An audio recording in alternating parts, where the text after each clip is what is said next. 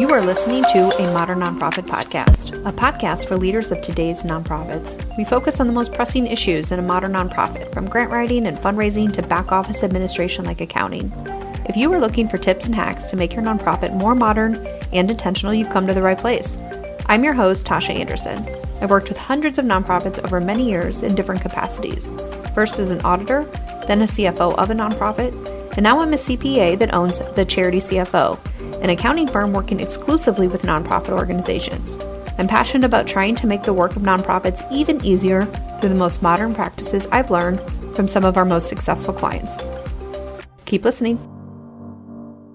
Hey friends, I'm back again with another episode to talk a little bit more about a specific nonprofit. And every once in a while, I like to bring nonprofits on to hear a little bit more about what they're doing, why they are doing it, what their programs are, and how they're making a change in this world. And today I brought my new friend, Linc Kroeger is from, you are also a founder and you're president of an organization called the Night Moves. And I always like founders to tell their own story, a little bit about their background. You can sell it certainly better than I can. Linc, tell us a little bit more about Night Moves, what your what your mission is, and maybe a little bit on how you got started. Yeah. So thanks for having me on today, Tosha. My name is Linc, and I've been in the technology industry for, over 35 years now. That's pretty dramatic when, my memories go back to punch card days where every line was on a punch card. That's pre your audience probably. But during my time in my professional career, which is consulting and software companies and Fortune 50, I was always looking at why aren't certain things working the way they should be? Like for example, we talk about diversity and inclusion, but we really don't do a great job adding new technology, diverse candidates, right? It's mostly it turns into how do we just shift people between companies versus adding the talent. So, I would study these different initiatives and the companies and why it wasn't working. And eventually, popped out Night Moves to be, okay, here's what addresses the gaps of what's most important that's not being addressed. And so how do we create top technology talent while at the same time addressing our most underserved, communities and helping them get ahead? Linc, you and I were talking before I hit the record button that one of my passions is figuring out the same thing that you're trying to figure out. How do we create really good, high-paying jobs for people that would have otherwise never considered these career paths as an option? I mean, we constantly hear, let's bring new talent, increase diversity, create, living wage opportunities for people. And yet it just seems like it sounds very idealistic. It sounds a little bit simpler than maybe what it is. And maybe it is simpler than what it is. I don't know, but I've been on this journey myself, Linc, so I'm excited to hear a little bit more about how Night Moves has been progressing along in its path so far, because like I said, it's not on my website, but it's definitely an initiative that I'm taking on for the accounting side as well. And I don't think that that's unique, right, to information technology, accounting. Frankly, any specialized skill is always looking for amazing talent, and how to be creative about filling that gap is an initiative, I think, especially now, right? If not before, especially now, I think it's a big initiative for hiring managers and companies to continue to explore ways to fill these talent gaps. So specifically though to Night Moves, you have two social benefiting objectives. Tell us a little bit more about what those are. Yeah, the first is we focus on urban underserved, Native American, and rural communities. How do we include them? How do we advance them? Very different contexts with all three of those, from how do you get people into the program to how do you make it successful in those areas, right? Between, rural Native American and urban underserved communities. And the second is we have a mission, since we're in technology, think of us as the Silicon Valley for social benefiting causes, meaning you look at Uber and Airbnb and they're creating, solutions. But what we do is how do we focus on creating innovations just for the nonprofit world? Or how do we take all of these nonprofits in an area and glue them together, or, integrate them with technology and to multiply their impact? Or how do we take a single nonprofit, and if there was some specific technology that would support them, like if we created it, that Mm-hmm. we would create that and advance their mission, like as a major Sure. multiplier, not looking for small things. And actually, if you go to the Night Moves website, and it's Night Moves like the chess piece, not like the Bob Seger song, and it's nightmoves.org, Yeah.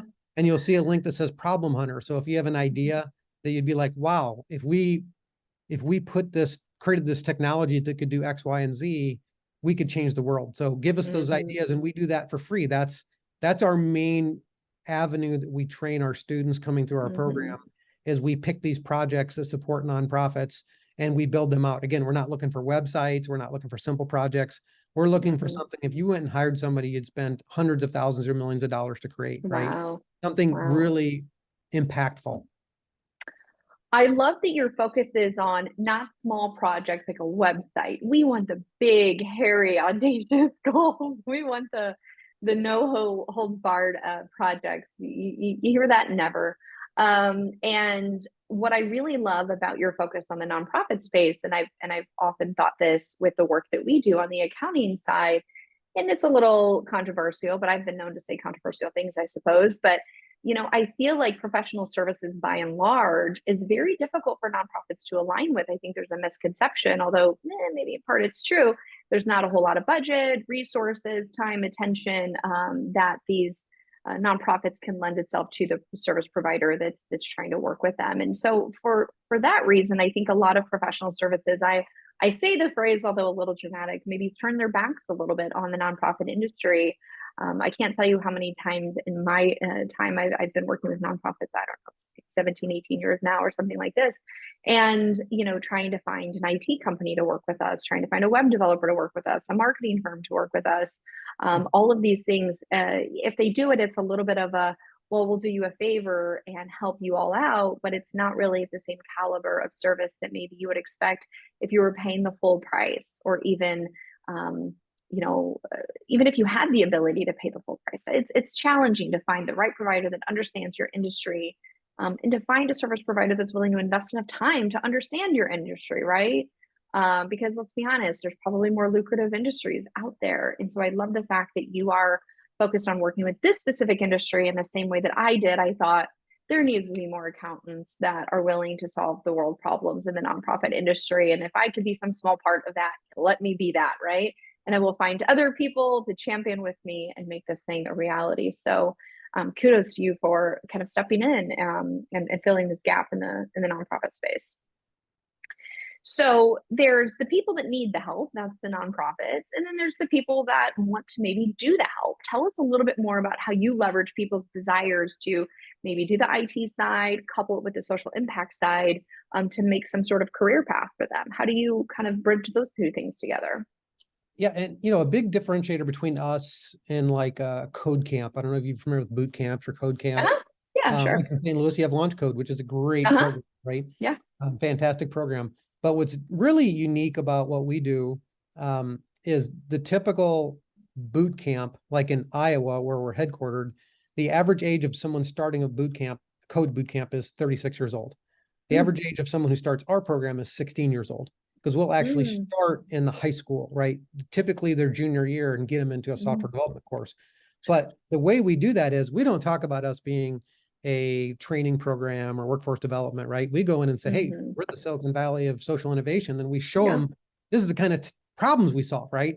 And they're like, Mm-hmm. whether it's, helping women out of sex trafficking, or, Mm-hmm. ending hunger or homelessness or drug addiction or disaster relief, Mm-hmm. right? We'll give them examples of what we do. And they go, that's amazing. That's so cool. Somebody's focused on these. Mm-hmm. And we say, well, Mm-hmm. why don't you join us and be part of it? We're like the Greenpeace of technology. And they say, well, I don't know anything about technology. Oh, great. Next semester, sign up for this course, right? And by the way, we're not here to get you to career path it. We just want you to take this one course, see if you like it. If you do, fantastic. Keep going. Here's the next course. If you don't, go take an accounting class or go plumbing or see, right? Mm-hmm. But go take as many classes as you can to experience it.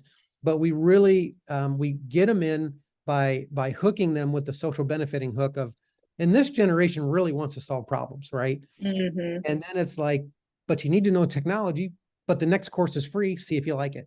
So it's just kind of a no-brainer for people. Now we do focus also on adult learners, but our primary focus is on that high school age, because if you don't get Yeah. someone engaged in tech by the time they're 18, it's probably It's over. not going to happen. It's really hard. So Yeah, that's and that's something that I have found, in my work.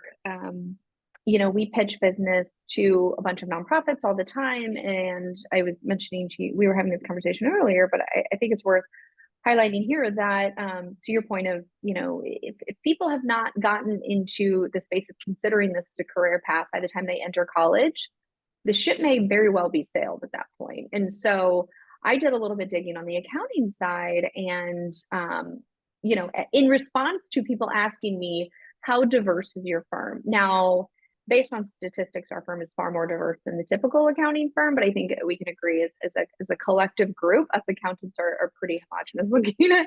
They're pretty similar, and they come from very similar backgrounds. And when I was doing some research with different studies from a number of pretty credible sources, that it had tied it back to, which I think is the same for information technology, would be someone in your family has that background, and so maybe you've used them as some sort of mentor or guiding light, if you will, to go into that sort of career path.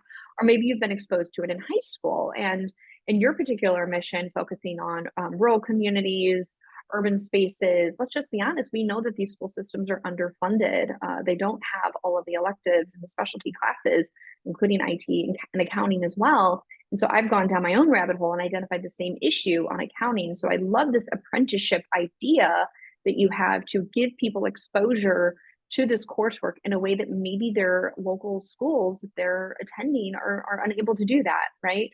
And at least offering that as an option. It doesn't solve the curriculum issues, perhaps, at those schools that we would like to see changed, but it does in some small way allow an opportunity for people that have some expressed interest in it. And then, like you said, if they don't like it, they can try something else, but it gives them that variety and hopefully commit their careers to solving one of the many problems we have in the nonprofit world, right? But pick your specialty. It doesn't matter. We have plenty of room for everybody, right? Love that. All right. So you've recently been invited to speak at the next Gartner Global CIO meeting. Tell us a little bit more about that, why it's important for you. Yeah, and if you're not in the tech industry, you probably aren't too familiar with Gartner, but Gartner is like the E.F. Hutton of technology, right? I think 4.7 billion in revenue, and the way they make their money is their opinions and research is so valuable that companies pay like $30,000 a person just to get access to the research. So, it's very expensive. Well, it's not expensive if you're getting ready to make a multi-million-dollar decision, right? You're saving. Sure. But they're out now doing, so the big push now in social equity is, I'd say the top priority is not requiring four-year college degrees, right? Making it skills and ability based. But the problem is all these big company HR departments have forever used four-year required and maybe equivalent experience. Well, even equivalent experience rules somebody out because you're saying you have to have 4 years of experience or 2 years of experience for every year. So you're still going, we don't take entry-level talent that doesn't have a four-year degree.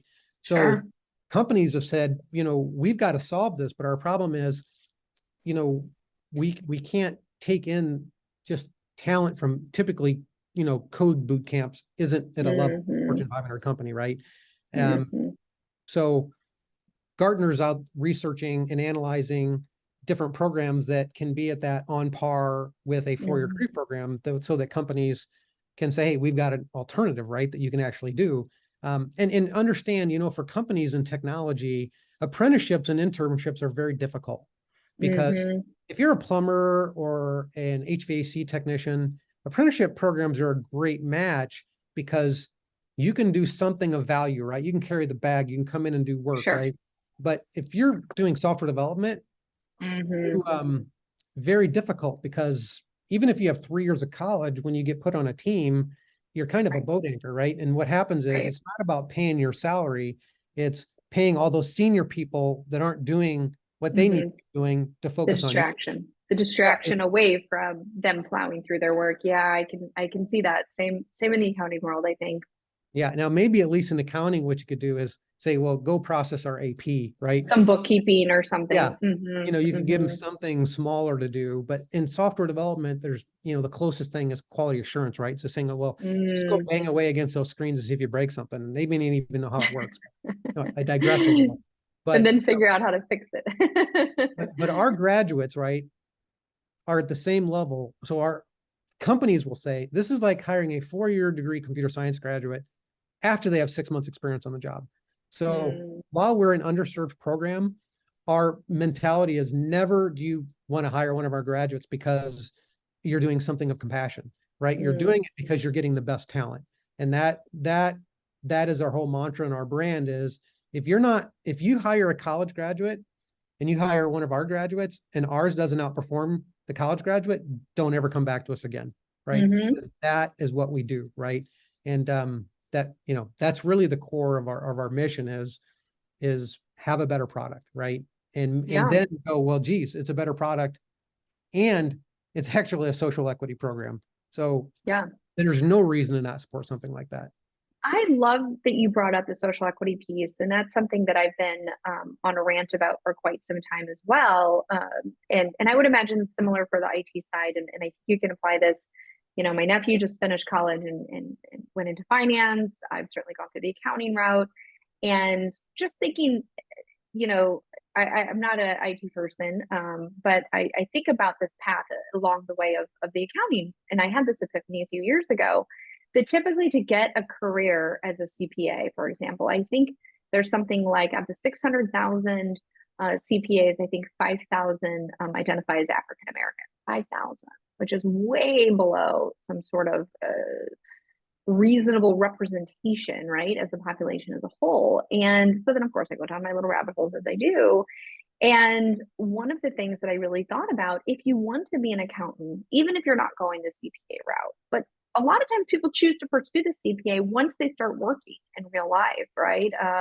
Not necessarily going straight from high school to college and finishing their CPA. I certainly wasn't. I went and finished my CPA exam after I started working professionally in that career. And one of the things I realized, so to get through in a successful accounting profession, you had to do the high school thing, you had to go into college, you had to get a degree in accounting, you had to get an internship at an accounting firm, which, the majority of the time you have to know somebody in the accounting profession. They'll put your name in there, and you have to go through the interview process and do well there. Then you have to complete your internship. And then if you're lucky, you get extended an offer there. And frankly, there's a lot of privilege that comes with having a background that affords you the opportunity to get the degree, to know a social network, to get you the internship, to be able to complete that internship without having the burden of having to work for maybe more pay or with different hours, right? And you could balance that internship with school. There's just a lot of factors that are stacked against people that maybe don't come from a very specific background. And I've been challenging that for several years now, because there are some really, really talented people that have taught themselves how to do bookkeeping and accounting through practical work life experience, but they would never be offered opportunities to advance beyond a certain career path, because the same applies for the accounting profession as you were describing, that there's these limitations if you don't have the degree or you don't have certain credentials. But these people can be wickedly more talented than somebody, those that are self-taught. I've seen this firsthand, wickedly more talented than those maybe that have gone through the traditional path. Not always. So I think it begs the question, how can we redefine how we fill these positions, and how do we redefine what talent is, and how do we redefine the population in which we're looking to fill these positions and the opportunities we're willing to offer up. So totally in alignment there with you, Linc. Absolutely. So I get this question sometimes, and I'm sure you do too. Talk to me a little bit more about why you chose to be a limited profit company versus a nonprofit company. Which one are you, and why did you make that decision? Yeah. So starting out, I was a nonprofit, Uh-huh. and my problem was that because we won a grant right away and it was nice. Yeah. But my attorney kept coming back and saying, you can't do that. You can't do that. You can't do that. And I'm like, what do you mean I can't do that? Yes. You're a nonprofit. And I go, if I can't do that, it's not going to work. And I'm not doing this because I'm bored, right? I'm doing this to Right. change the world, right? To something that Yeah. works. So I was actually, I'll give a kudos to the Charles Koch Foundation, because they Mhm. saw what we were doing and they gave me kind of this advisor that was giving some coaching, and they go, well, have you ever considered doing this as a, limiting profit model or a social benefiting model? And I go, well, tell me more. And then they go, what's an Mhm. L3C, right? And an SBC and all the stuff that's in the limiting profit space. And I worked Sure. with my attorney and I went, well, let's flip it and let's go do Yeah. that. Right. So flipped over to that. And and it's much more my background anyway, right? Because I've been in business for the last 35 years. So it's just a natural to me because, the three things we do simplistically is we do the free projects for our students, right? A student project. So once again, go to the problem hunter on our website. If you have a great idea that we could do, put it in there. The other thing we'll do is, as our public service, if we do a project for nonprofits or like state government, we won't make money on it, right? Now we're not looking for small projects, and we do big custom develop, like probably a larger nonprofit needing something, right? Where they're probably talking to somebody that's $500,000 to $2 million kind of solution they need, that you want the best kind of premium provider, but somebody goes, we're not going to make money on you. We do the same with state government because we say, we'll take the money and put it back into your state, right? But then we work for normal clients, normal businesses. And from the profits we make from that, we roll back into our social benefiting program. Because like if we're in a community, we're very community centric, and what we do is our mission. We don't charge anything to that community for what we do. Like we'll provide all of our base courses, like software development, and we don't charge them. We pay for that from the services we do, because we're really operating as a nonprofit, as a limiting profit, but nobody makes money on it because it's just a legal structure, right? Of how do you get past all those crazy IRS regulations? Because it's hard to be a nonprofit, right? It is. And I'm glad you bring this conversation up, because people assume the charity CFO, my firm, is a charity. It is not. I tell people it is not. Although that would be good for marketing if I was, I suppose.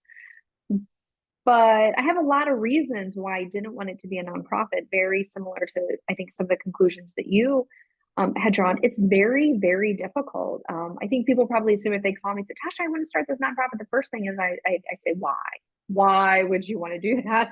There has to be a really, really compelling reason why you want to be set up as a nonprofit, because at least a lot of the founders that I meet right now are entrepreneurial in spirit. They're visionaries. They want to be able to create and modify and pivot and do the things to get to the goals that they want to do. And the challenge with a nonprofit structure, it's very rigid. You have a board of directors that you have to have in place. Things are much more slow moving, and frankly slower moving than they should be in order to be competitive on some of these landscapes. And so for me, aside from if I'm a founder, I don't like the idea of a board can just come in and fire me from the company that I started, which is probably my number one reason. But my number two reason is I want to be able to pivot and do whatever I need to do to earn the revenue, to be able to reinvest the revenue and to leverage whatever ideas, assets, financing, whatever it makes sense to do. I want to be able to pull the trigger on that without having to go through different funders, board members, committees, all of the things. I think it allows me to be much more flexible,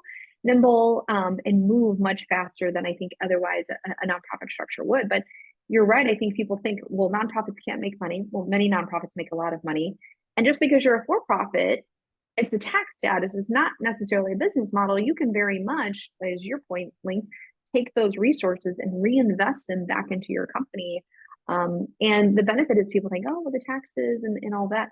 Well, if you're a kind of a social enterprise, if you will, you can always just keep reinvesting and spending down those profits that you make, and you don't end up paying a whole lot of taxes on it if you're spending it in the way that you had it designed, right? And so I love that you shared that. And I think that that's something that we have a lot of listeners, and I get connected with a lot of people that have been thinking about starting a nonprofit.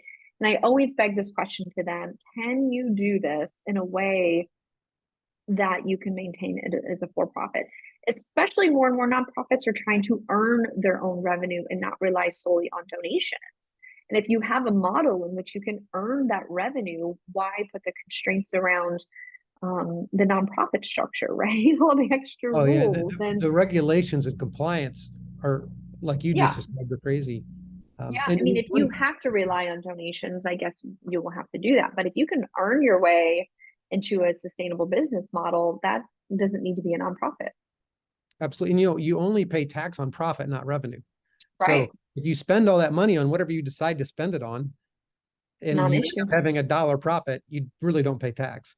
And I'll say, and I formed Night Moves did you form yours as an LLC or as a corp? It's an LLC, yeah.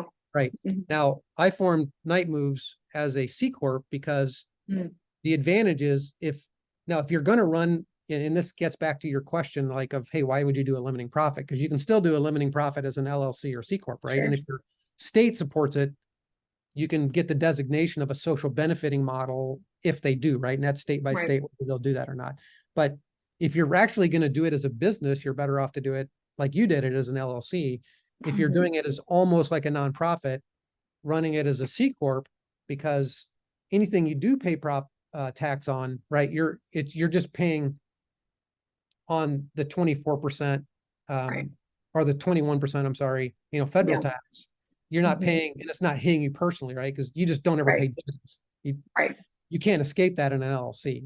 It's because there is no concept, right? It's like if you make money, you pay tax on it. So anyway, getting a little too much in maybe I guess, yes, I like to geek out on these things. Like, so, I mean, I think there would be some challenges from, I think one of the benefits of a nonprofit, if I were to play devil's advocate a little bit, is the ongoing continuity, right? It's not owned by anybody. If you are a C Corp or an LLC or an S Corp or anything like that, depending on the way that your business is structured, you have a little bit of a challenge with, how to sell that stock and all those things. We talked to your tax accountant about that. I am not a tax accountant, but I know enough because of my own personal stuff to be informed about some of these things anyway. But I agree with you, Linc. I've gotten that question to me posed multiple times, like, oh wait, you're not a nonprofit. I go, Lord, no, which I think is surprising to people because I only work with nonprofits.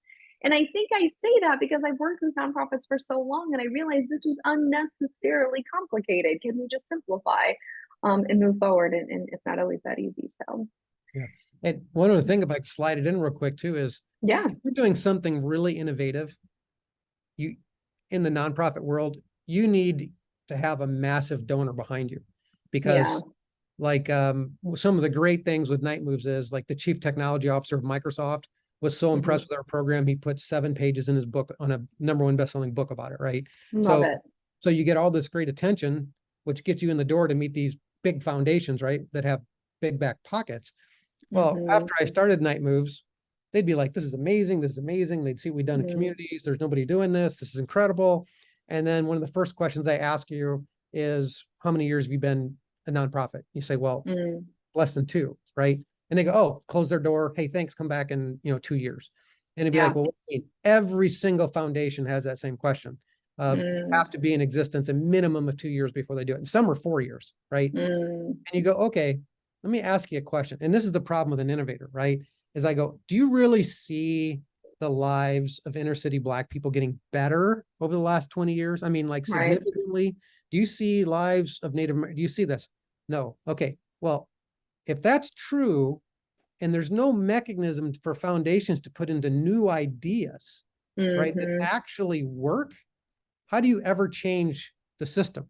Because all you're going to have is nonprofits coming to you asking for things that are not new ideas, because they can't, right? I mean, there is no Silicon Valley innovation kind of approach. There's no tech stars for nonprofits, right? That's sizable, right? Like if you needed $1 million to do something. So getting funding for innovation, innovative ideas, without having that, sugar daddy or mama supporting you, that single person going, I believe in this vision, it's almost impossible, right? And on the federal side, when you apply for grants, the challenge, like with our program is, it's a 3-year transformation. Really, 4 years is when it really creates, right? And if you look at any federal grant, their measurement is how many jobs are you creating in 12 months, 24 months, maybe 36 months. So you couldn't do anything that took 3 to 4 years because you'd get ruled out because they want to see the jobs in year 1 or 2. So anyway, the system's designed against you if you're doing something innovative or transformative. That's really interesting. I think of a couple of people that are trying to do that, and it's so hard. Their ideas are brilliant. They're such visionary people, but their organization is fairly new. They don't have the funding, and because of their model right now is largely driven on small fee for service, or because they're not very they don't have a long tenure, their donor base is not very big, right? And it's just a real struggle for me to see them kind of move along, because I know they have really amazing ideas, but they just don't have the financing to back them. And because they are in the nonprofit structure, I don't know if they could leverage their gifts and talents and investors and other ways that maybe a for-profit would be able to in order to get that surge of capital, whether it's like a lending, because most banks are like, oh, you're a nonprofit for 2 years, get lost, we're not giving you any money. And funders aren't really going to give you any money. You can't really take on investors. So you're just, limping along, if you will. And in many cases, I see founders continue to dump money into the organization, but it's, not in a significant way. It might be a little bit of money. Either they forego pay, right, and they do it for free, or they dump a little bit of money in for operations. But most founders just don't have the, $500,000 or something to really get things, moving in the direction they want at the pace in which they're looking for. So I can see that. Absolutely. I think that's interesting. It's a whole nother podcast episode on like, if you want to do something really innovative, make sure you have some funding locked in. Otherwise, it's a much harder climb than I think people realize, for sure. Speaking of earning revenue, talk to us a little bit more about how you pay for your program. We talked a little bit about your business model. We talked a little bit about you do some projects, you work with some, regular businesses that I assume would pay you for these services. Tell us a little bit more about how you fund yourself. Yeah. And, my background is consulting, what I've done the last 10 years of my career. So that's what we do in companies is, every company, it's about $1 trillion annual industry, right, of technology services is they need these services. So we go in, we provide those services. Our primary wheelhouse is in software product development. So you think of, them needing a differentiating product, but we have a whole set of, staff aug and recruitment process outsourcing. We have a full set of services that when companies buy those, we show them this much goes back into the mission, right? We do open books with them, right? Hey, here's where the money comes in, here's where it goes, but we don't pay commissions, we don't pay sales bonuses. So we have a very streamlined SG&A structure, right? So we put more into our mission because we're not going to pay sales bonuses because we don't want people chasing and hounding companies, right? To say buy our stuff. Hey, if you're going to do a project, why not just look at us? And if we do it, all of these, you get the great project work done and all these social benefiting things just happen. And then we also have a whole marketing and PR group to make sure you're getting the recognition for all those good things that are happening in the communities. And we're not competing with nonprofits because we don't take donations. We're not a nonprofit, right? No nonprofit needs to be afraid. If we start working with a company, let's go in and work with them together. If you have a big company you work on, because we don't, their budgets come out of a different area for donations or services side, right? Sure. That's interesting. Every organization needs something for their short and long-term goals. What is it that Night Moves needs right now to continue the work they're doing? We always need great ideas that are high social impact, right? Back to that prop hunter. If you can just know, wow, if we could do this, right? If you can imagine all these innovations that come out of Silicon Valley, if you could think of something like that would impact anything to make the world better, share it with us. We're always needing to meet bigger companies. Most of our clients are half $500 million a year, so $500 million a year or more for our clients. Larger companies generally, buy the services that are in the software space, but we always need companies we're working with. So if you have great companies, not your local car dealership, but more of a larger business. And again, we won't hone in on your action of donations because we can't take donations, but how do we partner and work together, introductions with them? Excuse me, they're going to be buying some services from somebody, buying from us, and then let's help your community, because we want to be in every community too, the communities that need it, what we do the most, right? Yeah. So nonprofits listening, if you have a need, express that to Night Moves. If you are a company, a for-profit, or if you're working with a for-profit, or you as a nonprofit, maybe you have for-profit partners that you're looking for, and even our state and local governments, right? We have a lot of funding agencies that I know listen to this podcast, at least here in our local community, that are constantly looking for new and innovative ways to accept application. For example, I'm thinking foundations, right, that need to overhaul their whole application submission process, or data analysis, or building dashboards on various metrics, all kinds of good projects. I'm sure Linc, one of these days I'll have a all in-house, developer. I'll come up with all the ideas and keep them busy all the time. So it's important for every business to have that innovation. So for anybody listening, What would be the best way to get in touch with you? Is it your website, nightmoves.org? Yep, just go there, click contact, and it'll come right to us. And we'll get back. Great. And night as in the chess piece, moves.org. I will also put that in the show notes. Linc, thank you so much for joining us today. This has been such an interesting conversation. I love talking about all of these things. I was talking with my team today that even though I am an accountant, I own an accounting firm, probably I was talking to my recruiting team. I have an in-house recruiting team, and I was telling them probably the most I read is on talent development, people development, recruiting, just workplace culture, all of those things. So this has always been an interesting conversation for me. And I really love coming across organizations like yours that are trying to do two things: make an impact in the world of technology or some of these other specialized skills, but then also having some sort of social impact in the communities that need the most. So kudos to you for that work, Linc. Thank you. Thank you for having me on. Absolutely. All right, friends, until next time, if you haven't already subscribed to our YouTube channel or check us out on Anchor for all of our past episodes. Talk to Thank you for listening to a Modern Nonprofit podcast powered by the Charity CFO. If your nonprofit is needing help with accounting or bookkeeping, head on over to thecharitycfo.com to find information on the work we are doing with other nonprofits. If you found this information helpful, please give us a 5-star rating on your podcast streaming platform so other nonprofit leaders can find us. We appreciate your support, and we'll see you on the next episode.